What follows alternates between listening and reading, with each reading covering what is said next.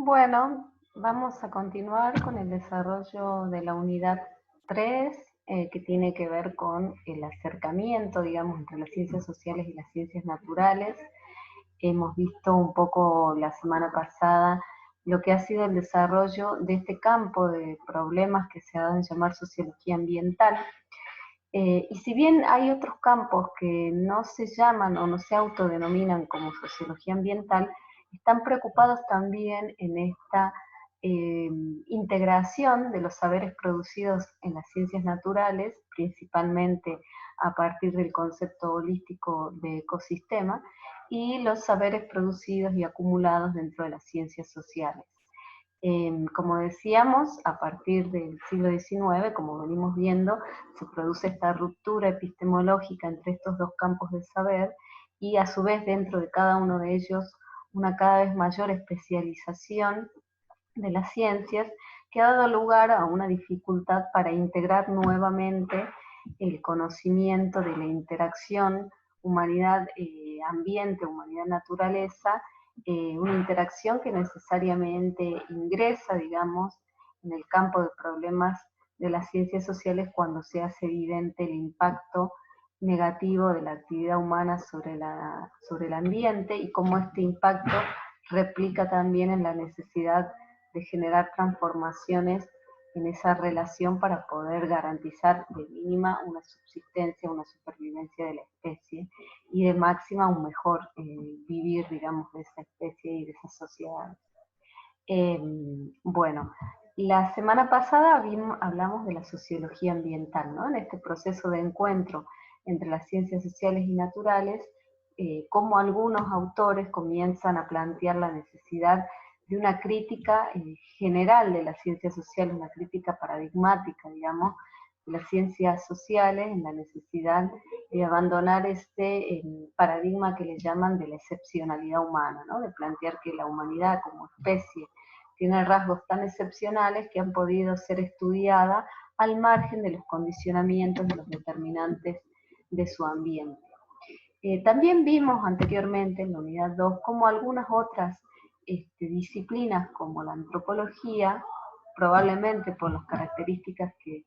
tiene su campo de estudio, especialmente cuando se abocaba al estudio de sociedades llamadas primitivas o aquellas sociedades no industriales, que tienen como un mayor condicionamiento ambiental y una mayor interacción, no una mayor interacción, sino una interacción menos mediada con su entorno, y entonces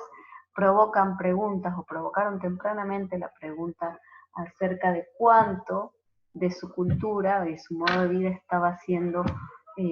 condicionado por el entorno físico, ¿no? Y vimos entonces distintas ramas de la antropología abocada a esa pregunta y a resolver esa pregunta. Entonces decíamos, bueno, que el acercamiento de las problemáticas sociológicas hacia las ciencias naturales da lugar a una disciplina, una subdisciplina que se viene a llamar sociología ambiental. También se va a empezar a desarrollar un campo de conocimientos que tanto surge del acercamiento de historiadores hacia el conocimiento de lo ambiental como de científicos de las ciencias naturales hacia el análisis de la historia, ¿sí? Y este campo se va a llamar historia ambiental, ¿no? Que busca dar cuenta del porqué, o sea, del origen de los problemas ambientales con que nos encontramos en la actualidad, pero trascendiendo el momento actual, tratando de buscar la causa en momentos históricos anteriores y cómo la progresión o la acumulación de ciertas circunstancias generan actualmente los problemas que se hacen evidentes, ¿no? Vimos, como decía, en este acercamiento desde la antropología, el surgimiento de un campo de problemas conocido como etnoecología. Vamos a ver, yo les voy a proponer la lectura de un texto sobre la agroecología que se produce a partir del acercamiento del conocimiento de las ciencias agronómicas con el estudio de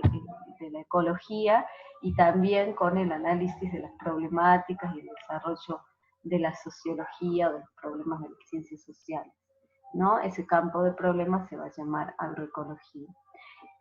Bueno, también dentro de las ciencias de la educación se va a acercar mucho a la necesidad de una educación ambiental, en esto de que algunos autores van a proponer, principalmente Enrique Leff, del cual también les voy a proponer la lectura de un texto, el análisis de la necesidad de una nueva educación, también en relación a esto de generar un nuevo paradigma ecológico, una nueva racionalidad ecológica, y entonces se va a generar esta subdisciplina que es la educación ambiental, la psicología ambiental también como forma de concebir la relación del ser humano con la naturaleza, la ecología política, que algunos van a plantear que es a partir del acercamiento de los estudiosos de la economía política, que también es la sociología, digamos, es una rama de la sociología, ¿no? Que es el materialismo histórico, como los autores que se enmarcan en esa tradición teórica se acercan a los problemas ambientales, ¿no? La ecología política, que lo vamos a desarrollar en la unidad siguiente. También dentro de la economía, que ustedes tuvieron concretamente una materia, se va a desarrollar un campo que es la economía ambiental. Lo que vemos es que entonces, a partir de este acercamiento, se generan una serie de subdisciplinas y de subcampos del saber provocados porque desde tradiciones disciplinarias se acercan a los problemas ambientales, de tradiciones disciplinarias de la sociología o de las ciencias sociales, mejor dicho, se acercan a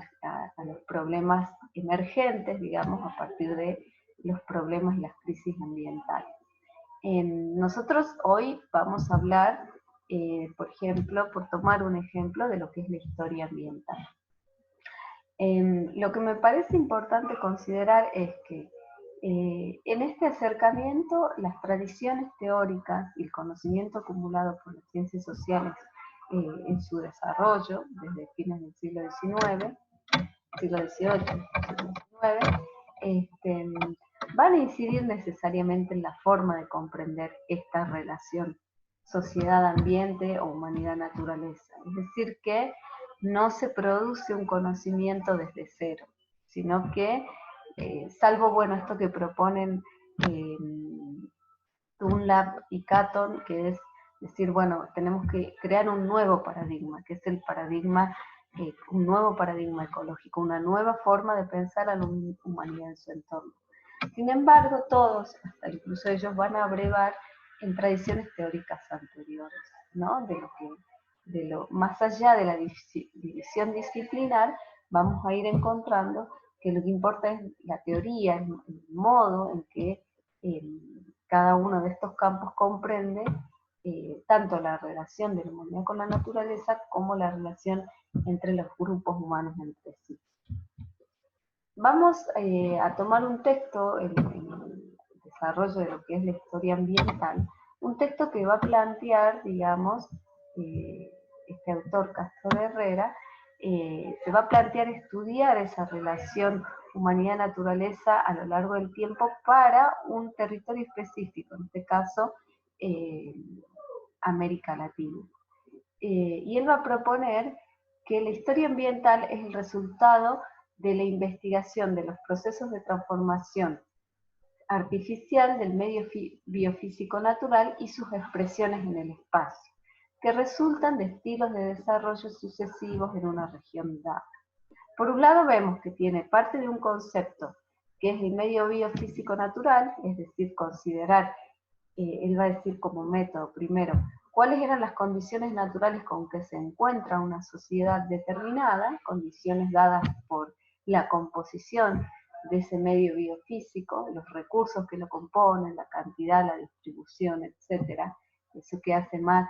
a una descripción, podríamos decir, de tipo ecológica, sin considerar la intervención humana. Y los procesos de transformación artificial son justamente esos procesos por los cuales esa humanidad que entra en contacto con ese medio biofísico la transforma y crea lo que se va a dar en denominar medio ambiente, ¿sí? Ya no es un medio biofísico natural, sino un ambiente modificado. Entonces, estudiando esos procesos de transformación y cómo se expresan esos procesos en el espacio, es decir, cómo se distribuyen esos procesos de transformación en el espacio. Y va a tomar un concepto que también lo vamos a ver en Brailovsky, ¿no? Cuando analiza el estudio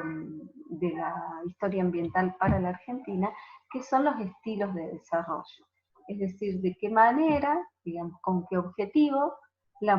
humanidad provoca esa transformación. ¿Cuál es el objetivo principal de ese grupo social que interactúa con la naturaleza? ¿Sí? Entonces, él va a proponer que hay 3 campos que entran en interacción: el mundo natural, como decíamos antes de la transformación, antes de ser transformado por la sociedad con un estilo de desarrollo particular y que transforma ese mundo natural para producir su propia subsistencia y con el objetivo que guía esa transformación que está dado por este estilo de desarrollo, y que en esta interacción entre estos 3 campos se genera lo que él va a denominar cultura, como un modo de ver, un modo de comprender, un modo de vida, ¿sí? Un modo de vida y un modo de comprender la vida. Este es el esquema que nos propone Castro de Herrera. Y lo que él propone también metodológicamente es definir, partiendo de que cada vez que analice un momento de la historia va a proponer mirar estos 3 campos: el mundo natural, la sociedad con su estilo de desarrollo determinado, la producción entendida también, la va a entender la producción como tecnología, que es importante determinar periodos o realizar periodizaciones en la historia que se va a proponer ver. Él va a proponer así, para el estudio de la historia ambiental de América Latina, 2 grandes fases. Yo, desde mi punto de vista, son un poco arbitrarias, ¿no? Pero bueno, la primera fase de desarrollo separado, va a señalar él, y la segunda fase de desarrollo articulado. ¿Por qué digo que son arbitrarias? Porque la fase 1, sobre todo, que él propone, que es de desarrollo separado, en realidad él está proponiendo una unidad de análisis, ¿no? Que es América Latina, que en realidad constituía, digamos, distintas formaciones sociales en ese momento. No constituía, quiero decir, una unidad. No había tal unidad, más allá de que geográficamente constituya un subcontinente, podemos decir, ¿no? O un continente en el caso de que analice toda América.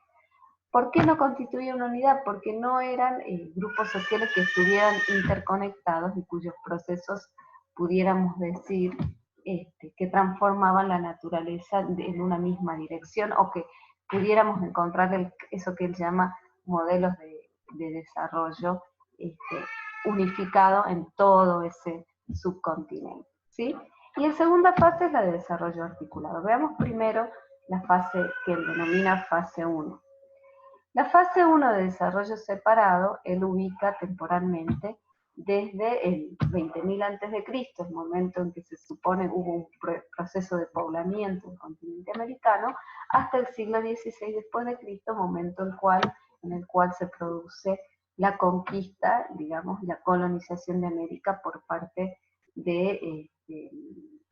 la población europea, ¿no? Dentro de esta fase 1 él va a encontrar una subfase 1, que es del poblamiento original al desarrollo de la agricultura, del 20.000 al 7.000, 5.000 a.C., y una subfase 2 que se produce a partir del desarrollo de la agricultura y del surgimiento de estados tributarios de base agraria, 900 a.C. al siglo XVI, después de Cristo. Como decía, bueno, es encontrar una unidad donde en realidad coexisten, digamos, culturas que tienen formas de interacción con el medio muy diferentes. Y así, por ejemplo, vamos a tener espacios sociales, digamos, donde se van a desarrollar estos estados tributarios de base agraria, es decir, que incluso se va a producir hasta una concentración poblacional en ciudades como es el Cusco, por ejemplo, o dentro de la cultura azteca, bueno, las ciudades que se desarrollan en el centro de México, los mayas, que tienen un estilo de desarrollo mucho más disperso, pero que también provocan, digamos, una concentración temporaria en algunos templos o en algunas ciudades templarias. Y tenemos por otro lado las culturas cazadoras recolectoras, que también en algunos casos van a desarrollar una incipiente agricultura, pero que tienen un esquema de, de uso del espacio absolutamente diferente, mucho más disperso, que no tienen, no provocan, digamos, o no generan grandes ciudades, que tienen momentos de concentración poblacional y momentos de dispersión, en fin, una forma de interacción con el ambiente totalmente diferente, con lo cual, digamos, podríamos decir que el estudio de la historia ambiental de estas poblaciones, que sin duda resulta sumamente difícil de encarar porque es un trabajo arqueológico en el cual se han registrado algunos eventos, podríamos decir, de crisis ambiental o de colapso, sobre todo en la concentración urbana en algunas ciudades, por ejemplo en el mundo azteca, donde se dice, ¿no?, que incluso antes de la llegada de los españoles eran ciudades que estaban en proceso de colapso por la disponibilidad de recursos, ¿no? Quiero decir que, bueno, este proceso de historia ambiental o de análisis de la historia ambiental previo a la conquista requiere, como me parece a mí, mayor nivel de detalle. Pero sí es importante la distinción, vamos a tomar primero las características que él propone para esta fase 1, por un lado desarrollo separado del resto del mundo, es decir que en América había en ese momento una interconexión entre regiones de América, pero no una interconexión con otras partes del mundo, que era endodeterminado, justamente porque no estaba interconectado con otras partes del mundo, se determinaba a sí mismo, era autosuficiente, bueno, esto también habría que ver, pensarlo a qué escala pensamos que es autosuficiente, porque estas ciudades que se crean, supongamos, pensemos en el Cusco, por ejemplo, como gran concentración poblacional, dependía de la producción agrícola de las regiones, de otras regiones de lo que fue en su momento el estado incaico. Entonces no era en sí mismo autosuficiente, que era disperso, sin duda, en relación a lo que vemos hoy, era una población que estaba mucho menos concentrada, diversificada en cuanto a la producción y de policultivo y recolección. La fase 2 de desarrollo articulado es el momento en que América empieza a estar incorporada de distintas maneras a el desarrollo, digamos, de la economía y de la producción y de la sociedad a nivel mundial. Empieza a estar conectada, en un primer momento, él le va a llamar la subfase 3, desarrollo en la periferia de la economía mundo europea, que aproximadamente desde el siglo XVI a 1870, lo sitúa él más o menos fines del siglo XIX, momento en el cual, digamos, América proveía principalmente materias primas, pero fundamentalmente metales preciosos al desarrollo del capital mercantil europeo, y entonces se da, él va a decir, un doble proceso, por un lado la producción diversificada para el mercado interno y por otro lado la producción única, digamos, o especializada en pequeños enclaves, no en pequeños, en enclaves, digamos, de metales preciosos para Europa. Y eso va a provocar una transformación. Una cosa interesante que me parece que propone del modelo es ver cómo se expresa en las transformaciones de uso del espacio. Y entonces, como en este momento América del Sur, por ejemplo, se constituye en una ruta que va desde el Potosí hacia el puerto, hacia los puertos, tanto de Lima como de Buenos Aires, para la exportación de metales preciosos, y eso articula todo un gran camino, podemos decir, en nuestra región, que va desde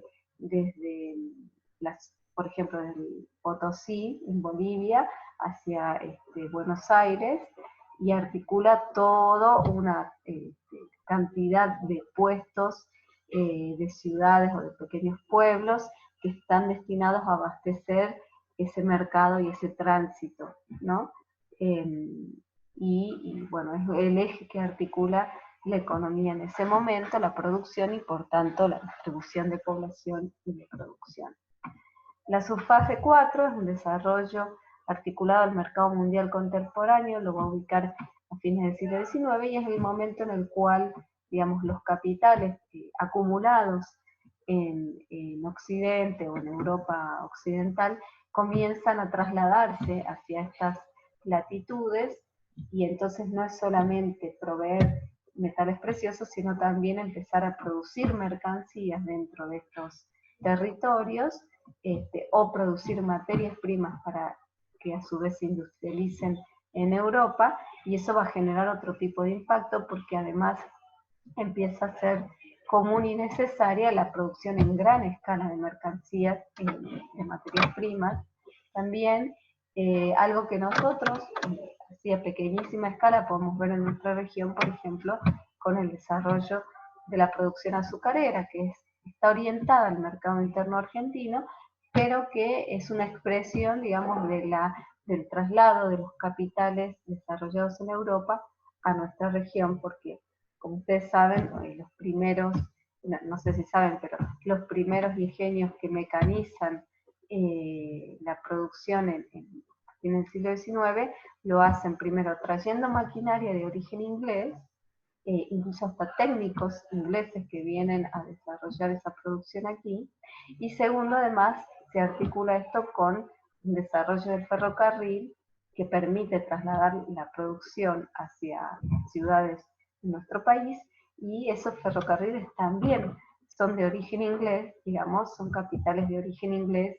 que empiezan a ser exportados a América. Y esto va a generar otro sinfín de modificaciones en el ambiente, ¿no? Por un lado, los monocultivos a gran escala, por otro lado, la concentración nuevamente de población, el despoblamiento de algunas regiones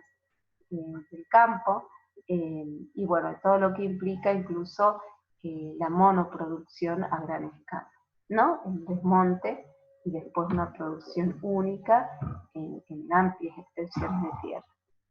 Él va a caracterizar en términos generales, a nivel de América Latina nuevamente, este desarrollo articulado como determinado por, eh, podríamos decir, condicionantes y requerimientos externos, a eso significa exodeterminado, que es dependiente justamente porque las tomas de decisiones tanto de qué, cuándo, cómo producir, no dependen del propio territorio, sino que están ubicadas, o que son decisiones que se toman en otros territorios dominantes, que está centralizado también, digamos, como que ya no está disperso tanto la producción como la población, como la toma de decisiones, podemos decir, que está especializado en ciertos rubros, en ciertas ramas de la producción, y que es de monoproducción, ¿no? Porque en este contexto, digamos, América Latina va más allá de las variaciones entre países, principalmente va a desarrollarse como proveedor de materias primas sin industrializar, y materias primas mayormente de origen agrícola. El autor va a hablar entonces de una continuidad que a mí me parece sorprendente, de prácticamente un siglo donde lo que se identifica es que América Latina sigue siendo exportador de las mismas materias primas durante 100 años, ¿sí? Es decir, varía por supuesto en superficies, probablemente la composición de cantidades de los distintos productos que se exportan, pero que básicamente persiste la misma forma, digamos, los mismos productos que América Latina incorpora al mercado mundial, ¿sí? Y el autor va a sostener, a lo largo de todo el texto, que va a llamar a esta economía, tendríamos que hablar de esos modelos que él proponía de desarrollo, economía de rapiña, ¿sí? Es decir, la exacción permanente de otros países del mundo, países centrales de América Latina, de determinados recursos, sin importar, digamos, el impacto tanto ambiental como social que esa exacción tiene sobre las sociedades latinoamericanas y el ecosistema latinoamericano. Es decir, que para el autor encontrar la explicación de los problemas ambientales que hoy uno puede observar en América Latina necesariamente requiere pensar que hace 100 años, digamos, este espacio territorial se encuentra subordinado en el mercado mundial bajo esta forma de economía de rapiña, ¿sí? Y que no podemos explicar partiendo de hoy lo que sucede hoy, sino que es necesario remontarse, en este caso por lo menos, 100 años atrás para ver, más de 100 años ya, ¿no? Que estamos en el 2020 y esto está hasta 1992, pero digamos, todo ese trayecto desde la incorporación de América Latina, que no es algo que sucede en un momento, sino en un proceso a lo largo del tiempo, de la incorporación a la Emisión Internacional del Trabajo y a la economía mundial, ese rol que le cabe a América Latina como proveedor de materias primas, ¿sí? Y que hoy lo podemos actualizar pensando en que, por un lado, están las materias primas de origen agroindustrial, ¿no? Y por otro lado están lo que se está extrayendo hoy, digamos que también siempre fue históricamente así, pero que ha asumido hoy otra profundidad y otra cualidad por el impacto que genera sobre el ambiente, los bienes producidos por la minería, ¿no? Ahora vamos a tomar el esquema de Brailovsky que lo plantea para Argentina, para el estudio de la historia ambiental argentina, ¿no? Brailovsky va a proponer un esquema también de interacción entre dos sistemas, ¿sí? El sistema ecológico y los sistemas ecológicos y los sistemas sociales. Va a poner como anterior a esta interacción, por un lado, lo que en su modo Castro Herrera proponía como un medio biofísico natural, él va a decir que, bueno, justamente analizar la cantidad y calidad de recursos naturales disponibles en ese medio biofísico antes de el contacto, digamos, o la transformación provocada por la interacción con un sistema social.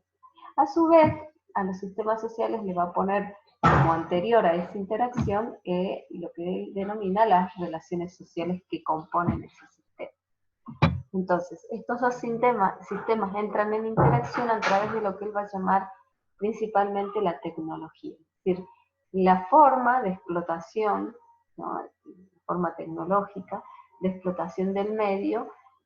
con que cuenta determinado sistema social. Y podríamos decir que en su esquema también esa tecnología es anterior a la interacción. También depende, esa interacción se va a dar de determinado modo dependiendo de la cultura y de la política, ¿no? Las relaciones de poder. De esa interacción, digamos, entre el sistema ecológico y el sistema social, se derivan, digamos, un modo de uso de los recursos naturales y un modo de uso del espacio, ambos como dos partes o contracaras de un mismo hecho, ¿sí? Entonces, y devienen a su vez en determinadas formas de modificación del medio y de determinadas condiciones y calidad de vida. Entonces él va a ir mirando distintos momentos de la historia argentina partiendo de ver esto, ¿no? Bueno, cuáles eran los recursos que existían en la naturaleza, de qué manera estaban organizadas las relaciones sociales, cómo interactúa ese sistema social, digamos, cuál es la tecnología de que dispone para interactuar con ese sistema ecológico, y a partir de allí de qué manera se usan esos recursos y de qué manera se organiza el espacio, ¿sí? Y bueno, como resultante, de qué manera se modifica el medio y de qué manera impacta esto en las condiciones de vida de los habitantes. Él va a proponer para Argentina también fases de desarrollo en un esquema un poco más minucioso de lo que proponía Castro Herrera para América Latina en su conjunto. Bueno, una fase colonial caracterizada, como veíamos, por principalmente esta articulación de un eje cuyo objetivo principal era la exportación de minerales preciosos para alimentar el sistema mercantil en desarrollo. Los primeros años de vida independiente, ahí está mal, es 1810-1860, Después esta fase de inserción en la División Internacional del Trabajo, 1860-1930. Lo que vamos a ver, bueno, los primeros años de vida independiente, él va a ver cómo de alguna manera persistían algunas de las articulaciones previas del periodo colonial y se estaba rearticulando una producción destinada a autoabastecer ese territorio en constitución del espacio argentino,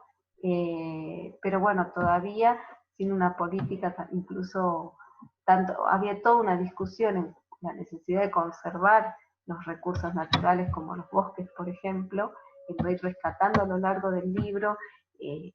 Algunas personas, algunos políticos, digamos, que fueron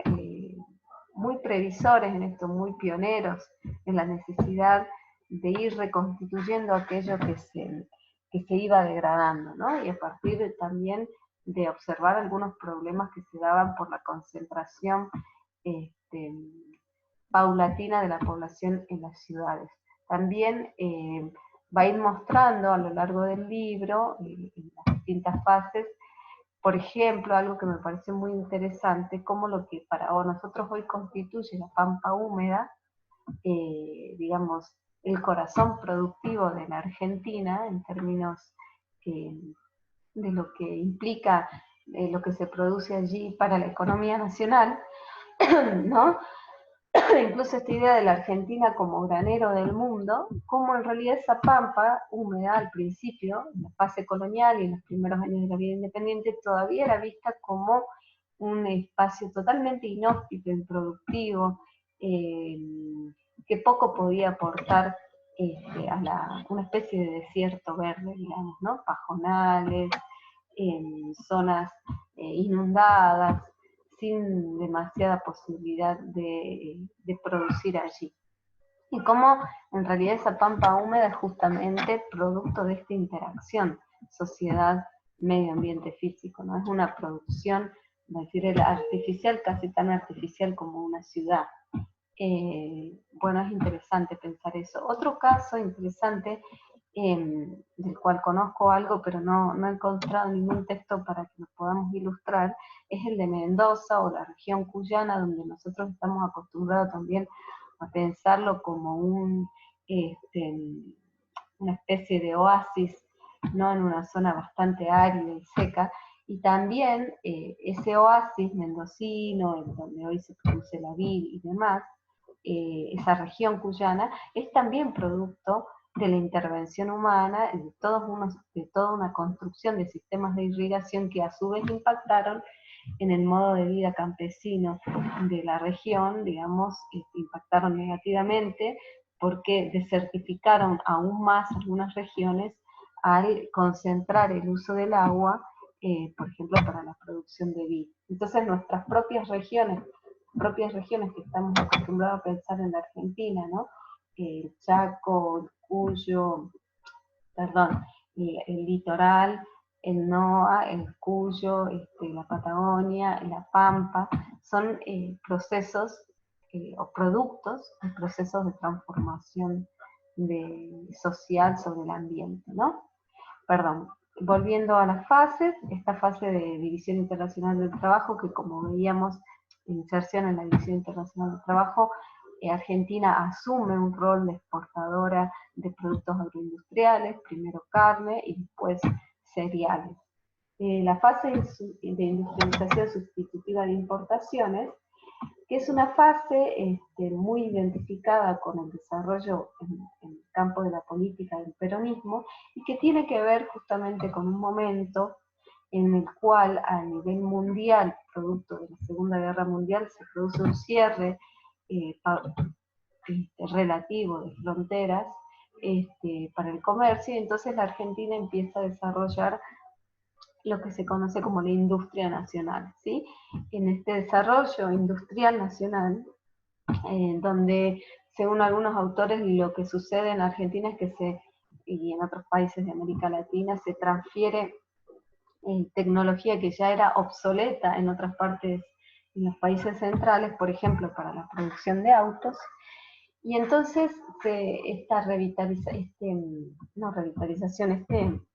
impulso, digamos, a la producción industrial provoca lo que históricamente ha provocado en otras partes del mundo, una mayor concentración de la población en las ciudades, un mayor despoblamiento del campo, y eso va a impactar sin duda de otra manera en el ambiente, ¿sí? Esto coincide con un momento de la historia del capitalismo donde como los estados comienzan a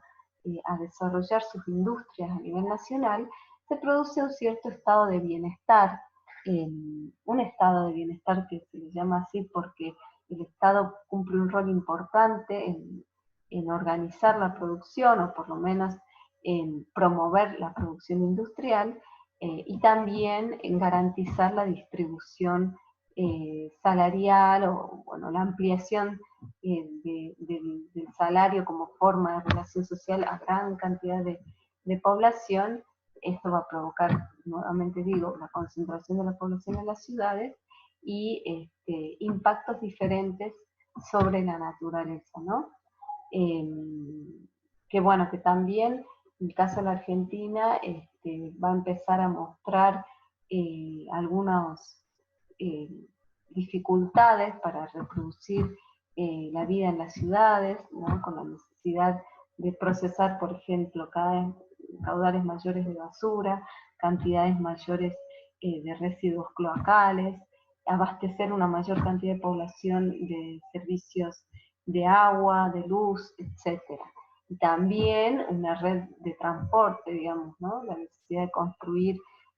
mayores redes de transporte para garantizar el funcionamiento de una producción más centrada en cinturones industriales próximos a las ciudades, ¿no? Y después lo que el autor va a llamar es la fase de modernización periférica, es un momento en que este esquema a nivel mundial entra en crisis, digamos, entra en crisis la acumulación capitalista, se produce incluso el abandono de un patrón, del patrón oro como moneda de cambio universal, entonces, bueno, esto es una consecuencia en realidad, ¿no? La causa es la imposibilidad de seguir reproduciendo de la misma forma, sobre las mismas bases, este sistema capitalista, y entonces se produce un proceso de, de, de retracción de ese estado de bienestar, porque llega un límite a la incorporación de población a esta relación salarial, y un proceso nuevamente de profundización de esa dependencia que siempre caracterizó a territorios como América Latina, en donde, bueno, algunos de esos servicios que el Estado había buscado garantizar para toda la población comienzan a privatizarse, quiebran algunas industrias que resultaban del todo obsoletas, digamos, para la producción en términos de competencia con otras eh, tecnologías que estaban concentradas en otros países. Entonces, esa industria nacional que se había desarrollado empieza a cada vez estar más concentrada, y en estas partes del mundo se empiezan a instalar filiales de esas grandes empresas que están en los centros económicos. Esto no va a ir marcha atrás, digamos, con el proceso de concentración de población en las ciudades, sino que esa población pasa a estar más empobrecida, aumentan los índices de desocupación en términos generales, eh, y lo que se produce sí es una mayor apertura para para una profundización de la explotación de recursos naturales, y este es el momento, por ejemplo, en que se va a ampliar la superficie de producción de soja y, bueno, otros, como les dicen, los denominan commodities, digamos, otros productos cuya producción, digamos, depende de la demanda internacional, y esto va a generar otro impacto diferente o un mayor impacto, o tal vez un impacto más evidente, no sé si mayor, pero más evidente sobre los recursos naturales, considerando que este impacto que hoy vemos, producto de los desmontes para la producción de soja, por ejemplo, es algo de que lo tenemos que ver en esta perspectiva, ¿no? Como acumulada con procesos anteriores, no algo que se origina, por ejemplo, de 1976 a ahora, sino que ya viene acumulando una serie de impactos que la sociedad desarrolla sobre su ambiente desde antes, ¿sí? Desde que comenzó la historia de ocupación de este territorio, ¿sí? Bueno, yo ¿cuál es lo que veo en estos esquemas que proponen tanto Castro de Herrera como Brailovsky y que lo vamos a seguir viendo? Hay un punto donde mi perspectiva es que siguen planteando que los dos sistemas entran en interacción, pero eh, no logran explicar cuál determina, o sea, cuál de los sistemas primero, ¿por qué no están integrados, digamos? Es decir, ¿por qué ponemos la tecnología por fuera de esa interacción? ¿Sí? ¿Por qué ponemos las relaciones sociales por fuera de esa interacción? Es lógico que pongamos tal vez los recursos naturales por fuera porque podemos pensar, de hecho es así, digamos que la naturaleza existe antes de la humanidad, ¿sí? Pero en la medida que entran en interacción, esa naturaleza ya no existe antes de la interacción, existe de manera modificada por esa interacción. Eh, y en realidad, bueno, vamos a ver, no, sino que desde otra perspectiva teórica, que vamos a ver luego, tanto la tecnología como las relaciones sociales son producto de esa interacción, ¿sí? Es decir, no podemos explicar la forma en que se organiza una sociedad sin considerar la forma que esa sociedad se vincula con el entorno, cuál es el entorno con el que se vincula además y a través de qué tecnología lo hace. Es decir, que la forma de organizarse tiene que ver con extraer en términos más abstractos, la energía que requiere de ese entorno y la forma en que la extrae, ¿sí? Entonces, yo sigo pensando, digamos, que estas propuestas son interesantes porque de algún modo nos organizan en cómo mirar esta interacción, pero siguen proponiendo o planteando los sistemas como sistemas que se dan por separado. Pero bueno, es una crítica posible y en la medida que esto sirva para avanzar en la producción del conocimiento de esta interacción, es un aporte interesante el que nos hacen desde estas dos propuestas de historia ambiental. Y me parece interesante también proponer, digamos, que lo que hoy vemos como impacto ambiental es una acumulación de procesos de impacto o de transformaciones que no se pueden pensar si no tenemos en cuenta, no se pueden comprender acabadamente si no tenemos en cuenta toda esta historia. Por otro lado, les voy a dejar dos textos que no necesariamente tienen que leerlos para responder el práctico,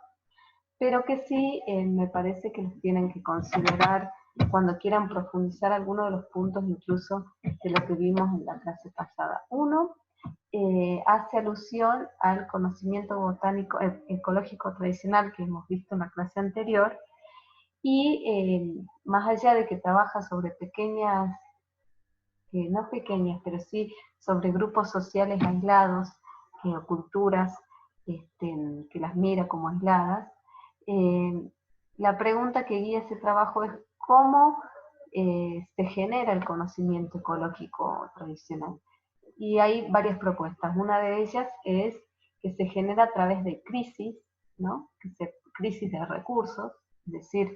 que un grupo humano se encuentra frente a la no disponibilidad de sus recursos y entonces comienza a desandar sus prácticas y a comprender la necesidad de revisar esas prácticas para no poner en crisis los recursos. Es decir, que la falta de recursos es lo que origina el conocimiento. Y otra propuesta, no necesariamente, de hecho el autor va a proponer integrarla, es que no, que lo que se da un proceso de experimentación, podemos decir, de las culturas, de observación ecológica, y que en ese proceso se van comprendiendo algunas leyes que rigen, digamos, la, la disponibilidad o el comportamiento de las poblaciones de los recursos que ese grupo humano usa, y que entonces, digamos que no es necesaria una crisis para producir conocimiento ecológico en estas sociedades. Y me parece interesante porque el autor va a proponer que esas dos formas de conocer no son incompatibles, pero que producen este proceso de adaptación permanente, ¿no? Que él también va a decir es similar a lo que otros autores plantean como coevolución, que vimos la semana pasada en los textos, ¿no? Y bueno, el segundo texto que también les voy a dejar y que no es obligatorio de leer por ahora, es un texto sobre la agroecología. Desde mi punto de vista, el texto tiene algunos errores en los planteos cuando propone datos de que la población, por ejemplo, de que están aumentando las pequeñas explotaciones agrícolas por sobre las grandes explotaciones. Esos datos, en definitiva, se contradicen con lo que la mayoría de los autores ve como proceso, ¿no? La mayor concentración de la tierra y las grandes producciones.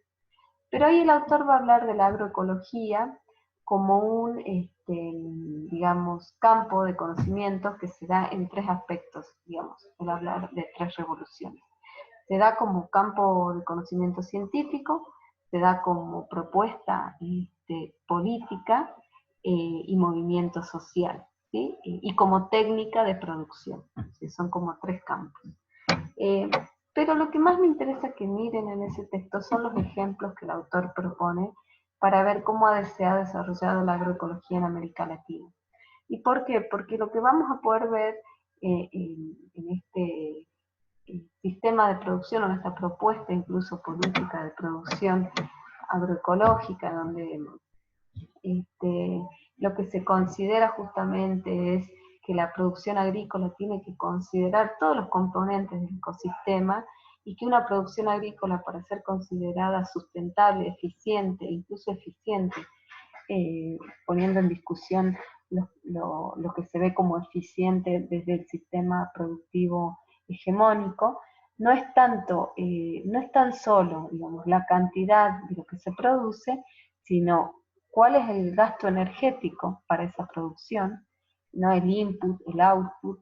y también cuál es la capacidad de resiliencia de ese sistema, es decir, de regeneración de todos los componentes que el sistema necesita para volver a producir. Y los ejemplos que va a tomar me interesan para que vean ustedes en qué contextos sociales se producen, ¿sí? En qué contexto social se produce, por ejemplo, el desarrollo de la agroecología en Cuba, ¿sí? Y él va a mostrar cómo en realidad no era un objetivo del gobierno cubano, pero cómo a partir de la Revolución Cubana y el bloqueo que el resto de los países del mundo, los países más importantes de la economía mundial, establecen sobre Cuba, genera necesidades de abastecerse de otros sistemas, de otras formas de energía, ¿no? Porque el combustible no era una producción propia y dependían para eso del abastecimiento externo, de otras formas de producción agrícola, porque también los fertilizantes o los pesticidas químicos eran producidos en otros países. Entonces, cómo en realidad el desarrollo de un sistema agroecológico de menor requerimiento energético de energías fósiles, por ejemplo, es resultado de un proceso histórico que condiciona al país a acceder a esos recursos, ¿sí? Bueno, también cómo estos procesos se dan en Nicaragua, también a partir de un proceso revolucionario, en México, también como consecuencia de lo que fue la Revolución Mexicana y la parcelación de la tierra, la reforma agraria, en fin, cómo